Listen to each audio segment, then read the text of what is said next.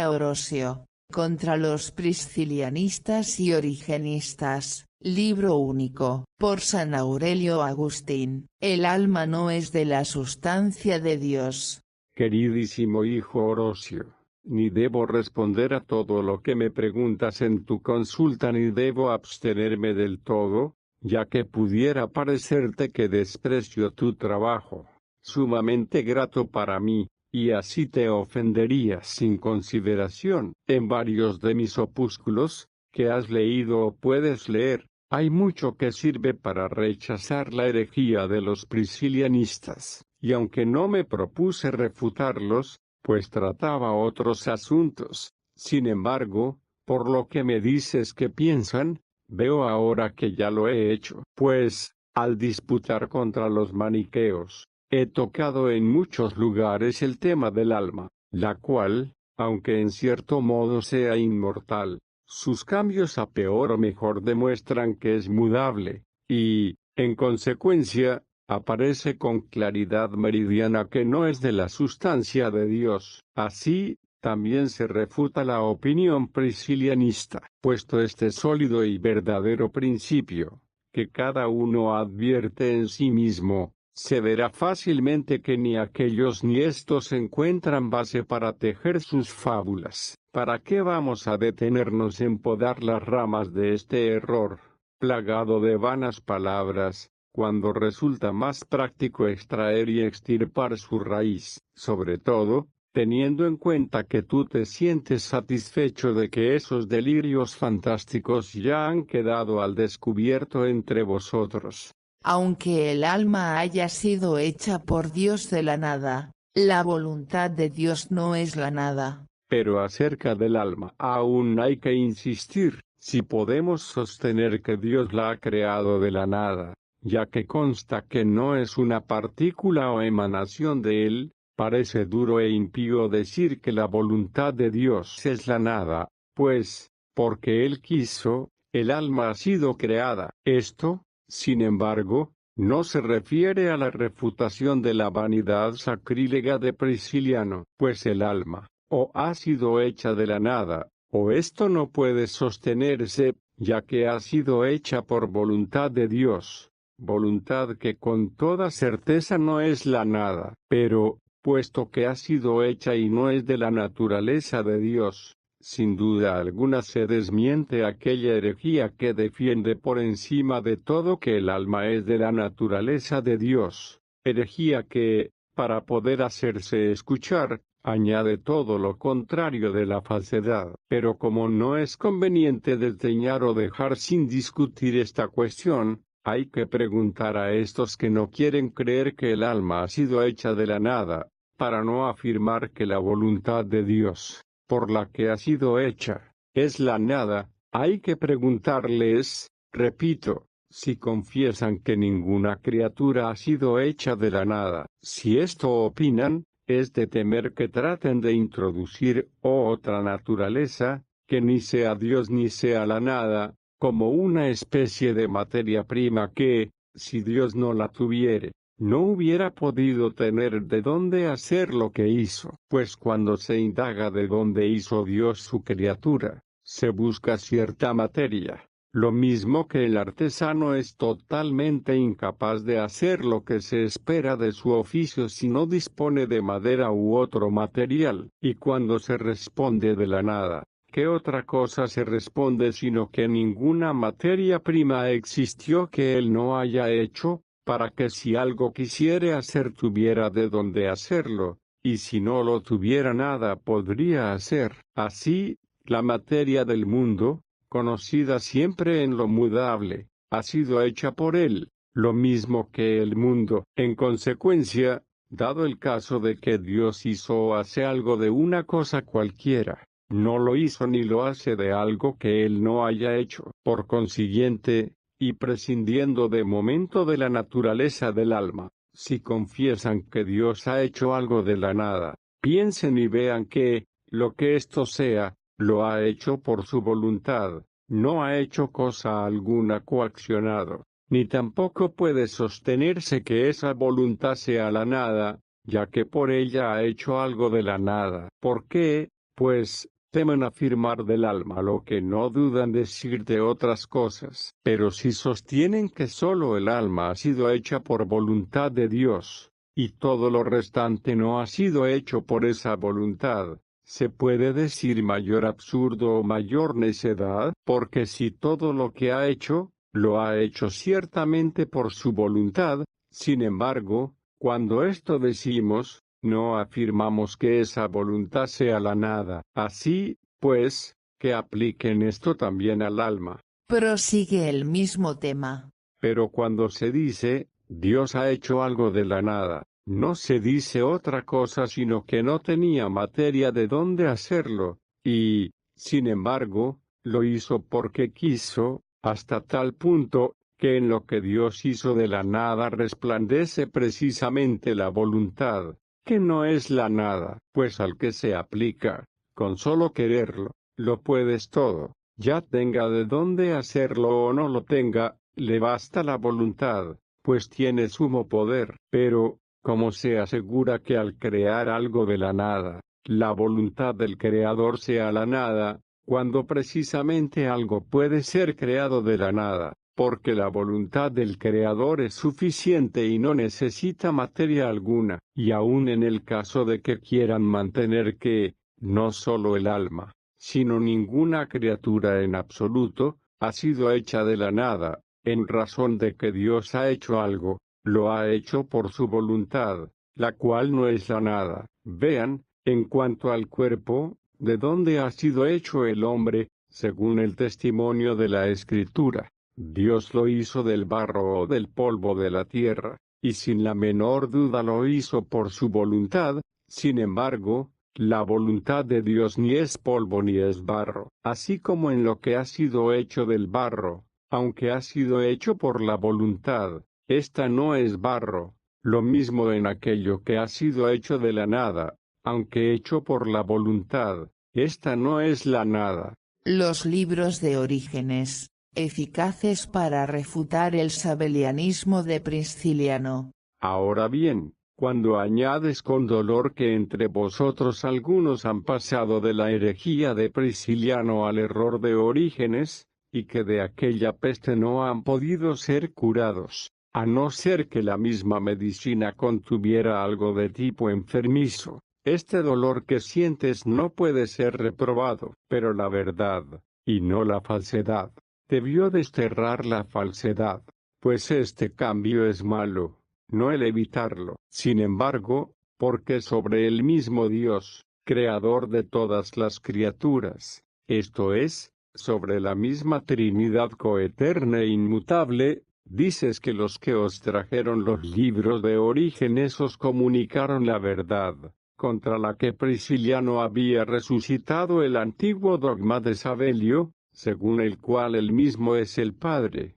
el Hijo y el Espíritu Santo. Esto es peor que lo que opina del alma, no queriendo concederle naturaleza propia y atreviéndose a afirmar con los maniqueos que es una partícula que fluye del mismo Dios, que torpemente se ha manchado y se ha envilecido. No poco bien ha recibido vuestra nación de esos libros, máxime cuando se había equivocado en lo fundamental, a saber, en mantener sentencias tan falsas y tan impías sobre el Creador y no sobre la criatura, pues es saludable que los que se habían desviado de la fe se hayan convertido, y que los que todavía la ignoraban la hayan aprendido por esas discusiones y se muestren satisfechos de haberla aprendido. Respecto a los errores contenidos en esos libros, aunque compruebo que tú ya los has descubierto, sin embargo creo que donde mejor podrás aprender a disputar contra ellos es donde el error nació y no donde se ha propagado.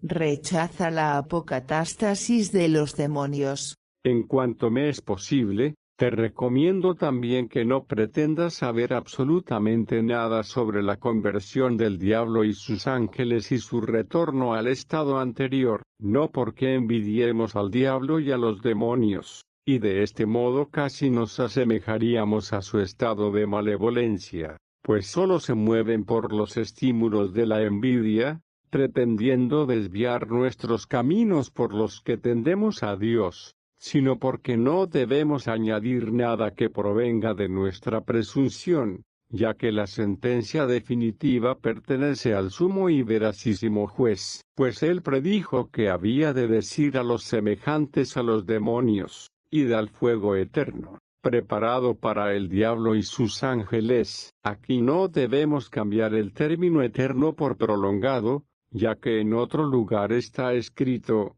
para siempre y por los siglos de los siglos, pues el intérprete latino no quiso traducir eternamente y por la eternidad de la eternidad, y como la palabra griega admite un doble significado, siglo y eternidad, otros intérpretes, por comodidad, tradujeron, en los siglos y por los siglos de los siglos. Pero esto no se afirma en el lugar donde se dijo, id al fuego eterno. No se lee, sino, si se derivase de siglo, en latín habría que decir secular y no eterno, lo cual ningún intérprete se ha atrevido jamás a decir. Por eso, aunque en latín no se acostumbre llamar siglo sino a lo que tiene fin, y eterno a lo que no lo tiene, sin embargo el término unas veces significa eterno y otras siglo. Pero la palabra, que se deriva de ese nombre, en cuanto sé, ni siquiera los mismos griegos la emplean si no es para indicar lo que no tiene fin. Nosotros, sin embargo, acostumbramos traducir y por eterno, pero también significa siglo, mientras que solo significa eterno. Hay algunos que se atreven a emplear el término eternal, para que no se piense que en latín no se tiene un derivado de ese nombre. Posiblemente los origenistas, siguiendo el uso de la escritura, encuentran algún texto en el que exprese algo que no tenga fin. Así, Dios, en los libros del Antiguo Testamento, dice de modo continuo, esto será para vosotros un decreto eterno. Y aunque en griego se emplea el término, mandaría frecuentemente ciertos sacramentos que habían de tener fin, pero, si prestamos mayor atención a esas expresiones, quizás se insinuaba que lo significado en aquellos sacramentos no tendría fin. Así, pues, y para no divagar más, llamamos a Dios eterno no porque estas dos brevísimas sílabas lo sean,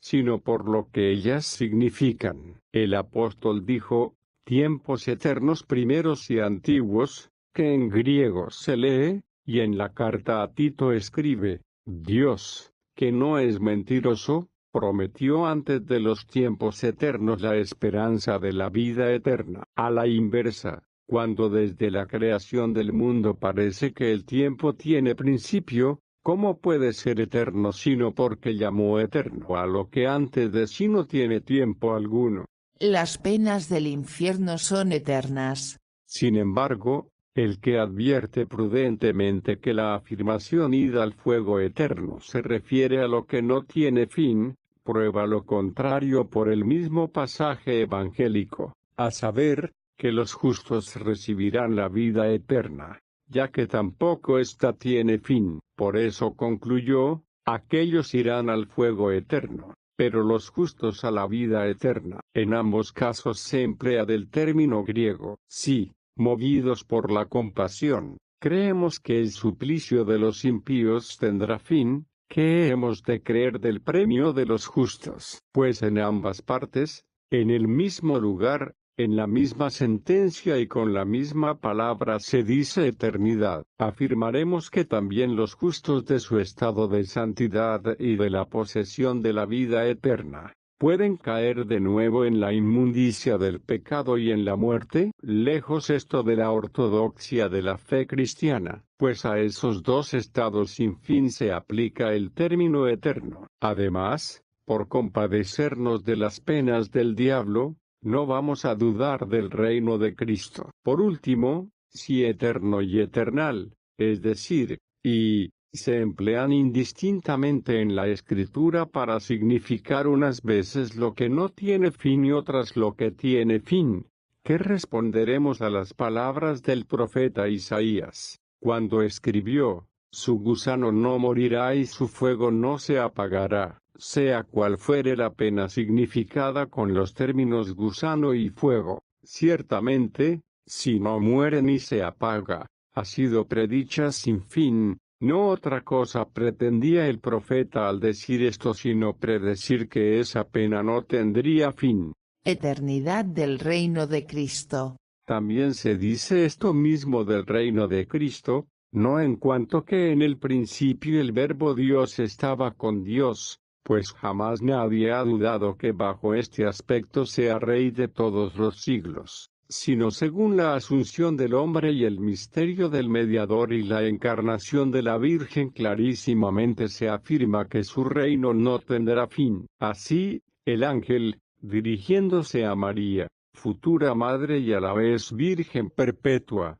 entre otras cosas le dice, este será grande, y se llamará Hijo del Altísimo, y el Señor Dios le dará el trono de David, su padre, y reinará eternamente en la casa de Jacob, y su reino no tendrá fin, como su reino no tendrá fin sino porque reinará en la casa de Jacob. Pues cuando dijo eternamente, a causa de la ambigüedad de esta palabra, añadió que su reino no tendrá fin, para que nadie piense que eterno significa aquí lo mismo que siglo, el cual tendrá fin. Por ventura el reino en la casa de Jacob y en el trono de David puede ser entendido si no es en la iglesia y en aquel pueblo, que es su reino. A él se refiere el apóstol, cuando entregue a Dios y Padre el reino, a saber, cuando conduzca a sus santos a la contemplación del Padre y también a la suya, en cuanto que es Dios igual al Padre, pues no entregó el reino de modo que él mismo lo perdiese, y, por cierto, no lo perdió, porque el Padre ha dado al Hijo tener la vida en sí mismo, la cual tampoco el Padre perdió. Por esto, si su reino no tendrá fin, en verdad sus santos, que son su reino, reinarán con él sin fin. En cuanto al texto del apóstol, luego el fin, cuando entregue a Dios y Padre el reino, se ha de entender este fin en sentido perfectivo, no derogatorio. Así, se dijo, el fin de la ley es Cristo para la justificación de todo creyente, esto es, para la perfección de la ley, no para su abolición, lo que también se expresa en aquel lugar, no he venido a abolir la ley, sino a perfeccionarla. El mundo no ha sido creado para purgar los pecados cometidos anteriormente en otra vida. No comprendo lo que dicen de las criaturas racionales,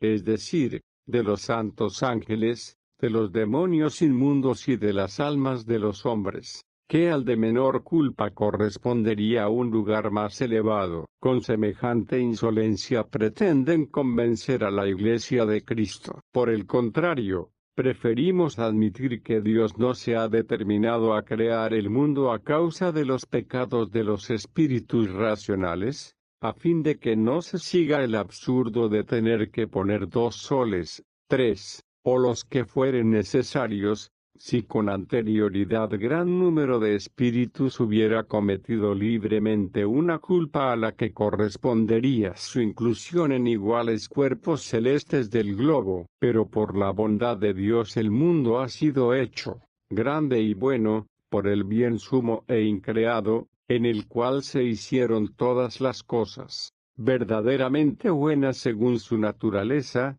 unas mejores que otras, ordenadas en diversos grados, desde las criaturas superiores hasta las ínfimas, para que de este modo existiesen no sólo las de mayor dignidad, sino todas, y su multitud tuviera un límite, que había de ser establecido por Dios, el creador de todas las naturalezas creadas, que las vio en sí mismo, pues no las conoció al ser hechas, sino que conocía que habían de ser hechas. Por consiguiente, se expresan inmoderadamente cuando dicen que todas las cosas, antes de manifestarse en sus formas y modos propios, antes de aparecer en sus respectivos órdenes, ya se encontraban hechas en la sabiduría divina, porque fueron hechas, en el momento de hacerlas o antes de ser hechas, pues las razones de todas las cosas que han de ser hechas pueden existir en la sabiduría de Dios,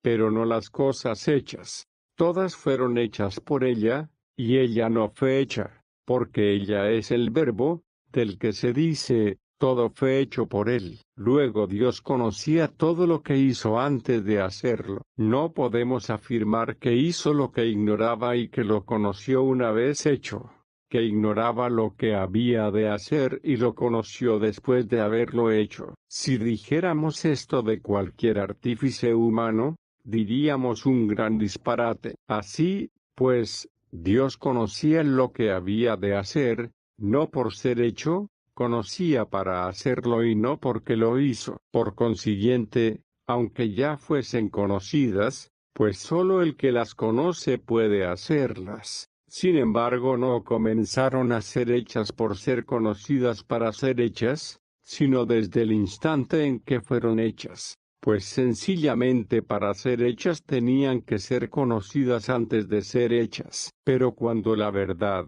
que no puede pensarse que carezca de ciencia o engañe a alguno, ha prometido para después de la resurrección de los cuerpos espirituales nuestra purificación, más aún, nuestra futura perfección hasta equiparamos a los ángeles, como se afirma que los mismos santos ángeles, a los que nos asemejaremos una vez limpísimos, aún han de ser purgados de sus pecados. Y cuando Dios ha prometido un cielo nuevo y una tierra nueva como morada de los santos y limpios de toda mancha de este siglo, ¿con qué atrevimiento afirman que el mundo no existiría, es decir, el cielo y la tierra, si no fuera por la necesidad de purificación que tienen los espíritus racionales, los cuales no estarían en el cielo o en la tierra si no fuera a causa de sus pecados? ¿Para qué necesitarían los que ya están purificados un cielo nuevo y una tierra nueva si han de volver a aquel estado en el que se encontraban antes del cielo y de la tierra,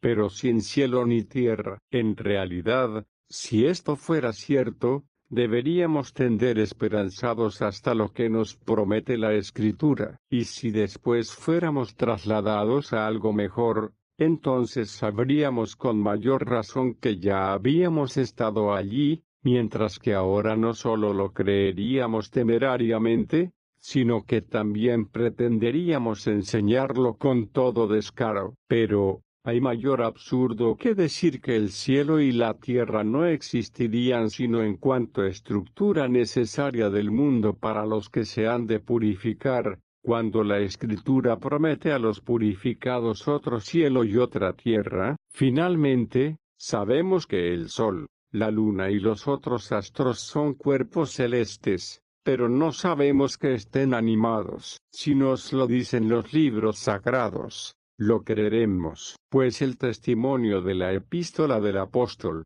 que copias, porque lo suelen citar, también puede aplicarse a solos los hombres, ya que en cada uno de ellos se encuentran todos los seres creados, no en su propia entidad, como son el cielo y la tierra y todo lo que en ellos existe, sino de algún modo en general, porque en el hombre existe la criatura racional, que demuestran o creen que la poseen los ángeles, y, por así decirlo, la sensitiva, de la cual no carecen las bestias, pues usan los sentidos y los impulsos sensitivos para apetecer lo útil y evitar su contrario, y la vegetativa, que está privada de sentidos, como puede apreciarse en los árboles, y también en nosotros crece el cuerpo sin que lo sintamos. Y los cabellos no sienten cuando los cortamos y, sin embargo, crecen. Pero la misma criatura corporal aparece con mayor claridad en nosotros, y aunque hecha y formada de la tierra, se encuentra en ella algunas partículas de todos los elementos de este modo corpóreo para el equilibrio de la salud, pues los miembros se vigorizan a causa del calor, que procede del fuego, del cual también procede de la luz, que brilla por los ojos, y se llena de aire el recorrido de las venas, llamadas arterias, y las aberturas del pulmón, y sin la humedad no saldrían los esputos, y la sequedad agostaría la vida, también la misma sangre, llenando otras venas con su húmedo curso, se esparce como los arroyos y los ríos por todas las partes del cuerpo. Así, no existe género alguno de criatura que no pueda encontrarse en el hombre, y, por eso, toda criatura gime y se aflige en él, esperando la revelación de los hijos de Dios, también por la resurrección del cuerpo,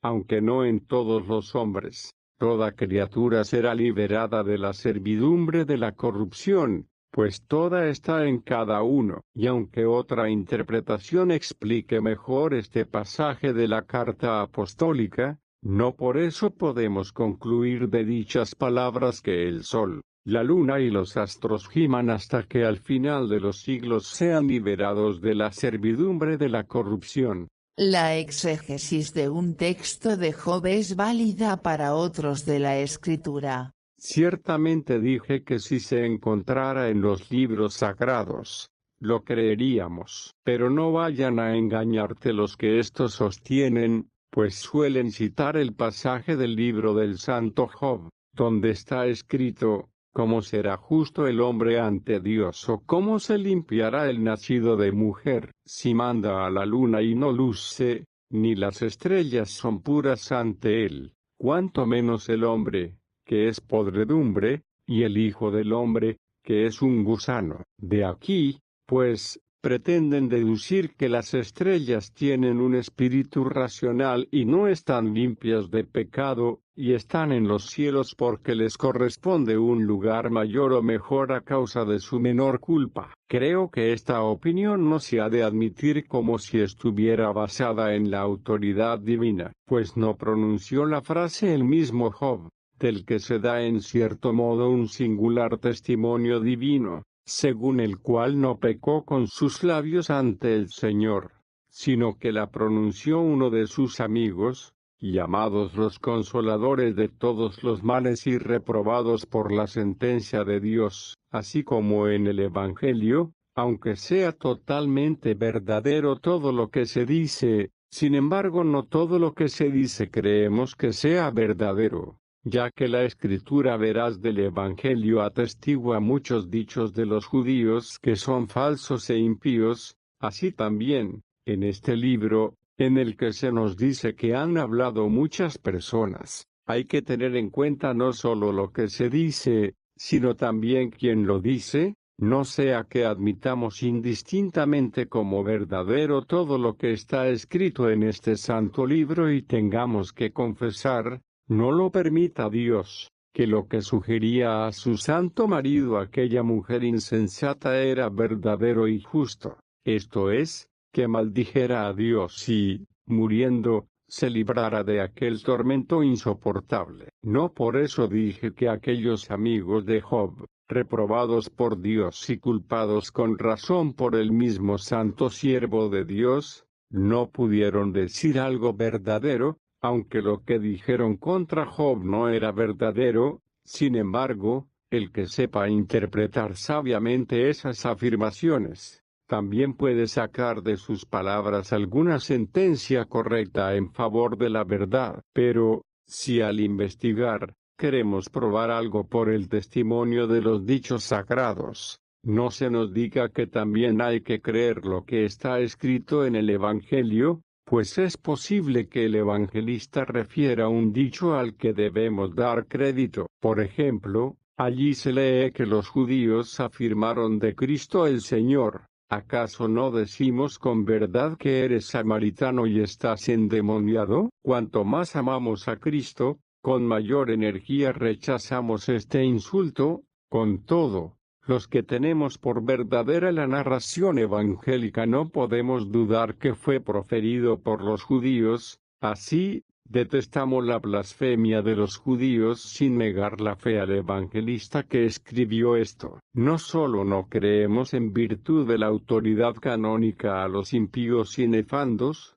tampoco a los mismos pequeños en la fe, ni a los que aún son rudos e indoctos, que tal vez se les cita allí diciendo algo así: No debemos admitir por la autoridad evangélica la opinión del ciego de nacimiento, a quien el Señor abrió los ojos. Sabemos que Dios no escucha a los pecadores. No vayamos a oponernos a las mismas palabras del Señor, recogidas en el Evangelio, que con su divina voz aseguró de aquel que suplicaba: Señor, apiádate de mí, que soy pecador, que bajó del templo justificado, y no el fariseo, que recordaba sus méritos y se vanagloriaba de ellos. No se irrite recientemente iluminado en la carne, si decimos que estaba en el noviciado de su fe, cuando aún ignoraba quién era el que le había sanado, y pronunció una sentencia poco sensata: Dios no escucha a los pecadores. También hallamos que los mismos apóstoles, elegidos entre todos los demás, en contacto directo con el Señor, y pendientes de sus labios, dijeron muchas cosas vituperables, que sería prolijo recordar, de tal modo que el bienaventurado Pedro, a causa de ciertas palabras suyas, no sólo mereció ser reprendido, sino también ser llamado Satanás. La justicia de los ángeles no es justicia comparada con la de Dios. No me parece una sentencia impertinente sostener que, en comparación de la justicia de Dios, ni siquiera los santos ángeles en el cielo puedan ser llamados justos. No han perdido la justicia por ser de este modo,